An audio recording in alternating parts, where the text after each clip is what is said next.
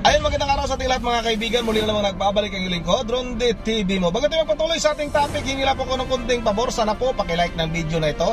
At sa mga hindi pa nakasubscribe, sana po pasubscribe na kay YouTube channel, Ronde TV mo. Yun ang mga kababayan, tuloy na tayo kagad sa ating topic. Ito tungkol kay TTG leader Arnett Teves mga kababayan. Tuluyan na nga, tinuluyan na itong si TTG leader Arnett Teves ng DFA.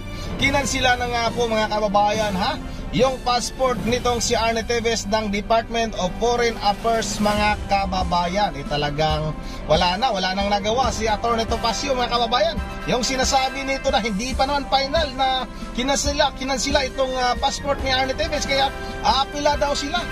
Babalik na rin daw nila yung desisyon ng korte ng Manila RTC Branch 51. Pero ito na nga mga kababayan, final na, tinuluyan na talaga na i-cancel yung passport nitong si TTG leader Arnett Teves. At ikinatuwa naman ni Mayor Janice Digamo ang pagkansila nga ng passport nitong patuloy pa rin nagtatago na si Arnett Teves mga kababayan. Sino ba naman ang linatuwa? Kahit kayong ating mga kababayan ay talagang ikinatuwa nila yung pag-cancel niya ng passport nitong si Arnett Teves. Yun ang mga kababayan, ayon nga kay Mayor Janice Digamo, liliit na talaga ang mundo nitong si Arnett Teves dahil nga sa pag-cancel ng passport nito mga kababayan. Pero ang problema nito mga kababayan ay wala pa rin palang magawa ang ating Department of Foreign Affairs na pauwiin itong si Arnett Teves. Nagdidepende pa rin mga kababayan sa desisyon ng Timor-Leste kung saan huling nakita nga itong si Arnett Teves. Kung magdesisyon yung Timor-Leste na ipa-deport nila itong si Arnett Teves o ipa-aristo ito ng kanilang mga kapulisan doon, ay maganda. Pero kung halimbawa mga kababayan, walang gagawing aksyon itong Timor-Leste, kung halimbawa mga kababayan, mabayaran ito ni Arnett Teves. Kasi nga mga kababayan, ang daming pera nito si Arnett Teves. Ulitin natin, maraming pera ito, makapangyarihan itong si Arnett Teves, kaya nga matagal ito na-aristo dahil nga sa ma-influensyang tao ito. Anong gagawin ng ating pamahalaan? Nagdidepende lang pa rin pala tayo sa Timor-Leste mga kababayan kung ano yung magiging desisyon. Yan ang mga kababayan, wag na natin itong patagalin, sabay-sabay na natin itong panoorin. Sinado na ang passport ni dating Congressman Arnolfo Teves Jr. Pero wala raw kapangyarihan ang Department of Foreign Affairs na pauwiin si Teves na ngayon nasa Timor-Leste. Nasa frontline na balitang yan, si Reynald Pawid. Epektibo ngayong araw, kinansela na ng Department of Foreign Affairs ang Philippine passport ng dating mambabatas na si Arnolfo Teves Jr. Alinsunod yan sa ibinabang utos ng Manila Regional Trial Court Branch 51. Si Teves ang itinuturong nasa likod ng pamamaslang kay dating Negros Oriental Governor Roel Digamo noong March 2023. We received the certificate of true copy from the court today, and we have already initiated actions on it. Of course, we follow the court's decision. Ikinatuwa ng misis ng biktima na si Pamplona Mayor Janice Digamo ang balita. Ito na raw ang simula ng pagbibigay hustisya sa mga napaslang ng dating kongresista. We are looking forward na talagang mapauwi si Teves sa Pilipinas at mapapanagot siya sa mga kasalanan ginawa niya sa husband ko, pati na rin sa mga kasamang nasawi ng binaril nila yung aking husband sa loob ng aming compound. Pero paglilinaw ng DFA, walang kapangyarihan o police power ang embahada at konsulado para pauwiin agad si Teves sa Pilipinas. Nasa Timor-Leste ngayon ang pinatalsik na kongresista. So if a Filipino basically has no valid travel document, then it is up to the host government naman to implement their immigration laws, whether to send that person back home or not. Una nang sinabi ng kampo ni Teves na uuwi lang siya ng bansa sa mga kondisyong walang banta sa kanyang seguridad at kung makasisigurong patas ang paglilitis sa kanyang kaso. Nahaharap si Teves sa kasong murder, frustrated murder at attempted murder kaugnay sa pagpatay kay ex-governor Digamo. Hindi pa kabilang dyan ng ibang kaso ng pamamaslang. Noong Agosto ng nakaraang taon ay ang pag-designate sa kanya ng Anti-Terrorism Council bilang terorista. Wala pang pahayag ang gobyerno ng Timor-Leste. Yun lang mga kababayan, napakadaming kaso nitong si Arnett Teves mga kababayan. Kung hintayin lang ng pamalaan natin yung desisyon ng Timor-Leste, paano pa ito mabigyan ng hustisya itong pagkamatay ni dating Gobernador Ligamo mga kababayan? At paano pa ito mapapanagot itong si Arnie Teves sa mga kasalanan niya sa ating batas. Itong isang terorista, mga kababayan.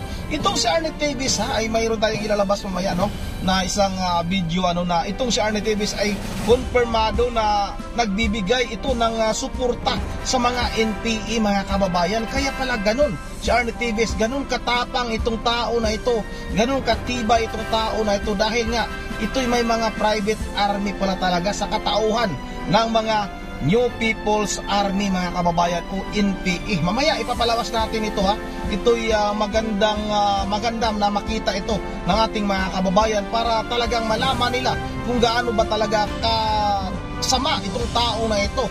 Tama lang talaga, mga kababayan, yung pag-designate nito na isang terorista itong grupo ni Arnie Teves, kasama na nga yung kaniyang kapatid na si Ferdinand Teves, mga kababayan. Yun na nga, hintayin natin kung ano ba yung mangyayari nito, mga kababayan. Ikinatuwa nga nating mga kababayan dahil nga natanggal o na-cancel na itong passport ni Arnie Teves. Pero nga, mga kababayan, ang sinabi naman ng DFA ay wala naman silang kapangyarihan para ibalik dito si Arnie Teves sa ating bansa. Nagdidepende pa rin tayo sa desisyon kung ano yung magiging hatol ng Timor-Leste, mga kababayan. Ang Timor-Leste ay hindi mayamang bansa, kaya nga siguro napili ni Arnie Teves na doon magtatago dahil kaya niyang paikutin ang batas ng Timor-Leste na sa pamamagitan ng kaniyang napakaraming pera, mga kababayan. Yun na nga, yan ang mahirap dyan. Hintayin natin, baka gagawa naman yung ating pamahalaan ng hakbang para talagang tuluyan ng maibalik dito sa ating bansa si Arnie Teves. Sumulat na itong Department of Justice, sinulatan na yung mismong presidente ng Timor-Leste na ibalik nila dito si Arnie Teves sa ating bansa dahil isang napakadelikadong tao yan. Pero, mga kababayan, wala na tayong balita sa ginawang sulat niya ng Department of Justice kay ni Secretary Boying Remulla doon sa presidente nga ng Timor-Leste. Parang hindi yata pinansin, mga kababayan. Tayo na hanggang dito lang muna, at bago tayo magtatapos ay mag-shoutout muna tayo. Shoutout kay Ma'am Bergie Verhel ni Diyos ng Pulilan, Bulacan, at sa kanya mga apo na si Dion, si Coco, at yung isa nakalimutan ko, Ma'am Bergie, pasensya na. At shoutout na rin kay Luciana, kay Salvador Intuna, kay Anit Flores, at kay tingka lang, matagal lumabas, kay LG Atilio, shout out kay Joe Pengar, shout out kay Romeo Insorio, shout out kay Trabajador Mix Vlog, shout out sa idol, idol ko, like, syempre basta ikaw. Shout out naman sana ba yun? Wala. Shout out naman dyan, ingat palagi. Maraming salamat sa'yo, Trabajador Mix Vlog. Shout out kay Albert Abay, astig pa rin yan, hindi yan dadaan sa airport, backdoor yan pagbalik ng Pinas. Yun ang shoutout na rin kay Jojo Dioso Jr., shoutout kay Saldi Espartero, shoutout kay Ma'am Joyce ng Japan, kay Saldi, tapos na Saldi Espartero, o kay City Saliha Baguan, shoutout sa iyo, idol, dito pa rin ako, idol. Maraming salamat sa suporta, City Saliha Baguhan. At shoutout na rin kay Judith Rimulano, shoutout na rin kay Hanji Gaming Triple X, shoutout sa iyo, idol, Hanji Gaming Triple X. Shoutout kay Ma'am Wilma Cadosali, kay Erning Tantan, shoutout kay Ma'am Idisa Corby, shoutout sa iyo, ma'am. Shoutout naman kay Gigi Palyon, shoutout rin kay sino ba ito? Si Alejandria Garcia, shoutout sa iyo, idol. Shoutout rin kay Robert Tawada ng El Nido, Palawan. Shoutout kay Ma'am Caroline Kawakami ng Japan. Maraming salamat, Ma'am Caroline.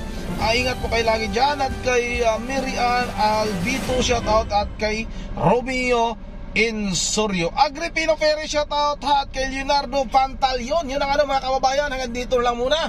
At once again, this is Ronde TV mo. Ingat tayong lahat. God bless bawat isa sa atin.